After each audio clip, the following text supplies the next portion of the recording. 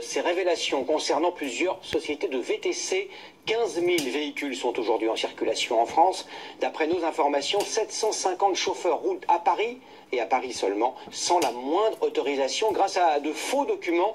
Certains d'entre eux ont des casiers judiciaires très chargés. Regardez cette enquête saisissante signée Georges Brenier et William Vilm.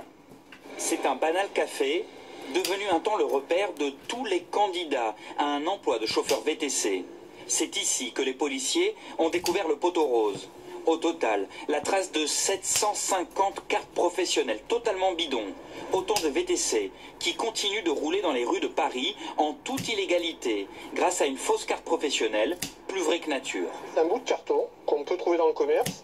Après, bon, vous avez la Marianne à mettre en écrasé sur la photo. Bon, je pense que ça doit être le Madame Faussaire. On n'a pas de filigrane, on n'a rien du tout. Donc c'est vrai que depuis des années, on demande à ce que ce soit sécurisé de manière électronique avec une puce.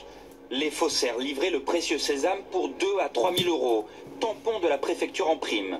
Plus cher qu'une carte en bonne et due forme, mais les candidats n'avaient pas à passer l'examen obligatoire. Ils pouvaient surtout tromper la vigilance des grandes plateformes de VTC. Les chiffres sont accablants. Environ 2/3 des faux chauffeurs sont des immigrés sans papier, le tiers restant a un casier judiciaire, parfois très chargé, notamment pour des affaires de meurtre, d'enlèvement ou de braquage. Les textes sont pourtant clairs, interdiction d'exercer en cas de condamnation à plus de 6 mois de prison.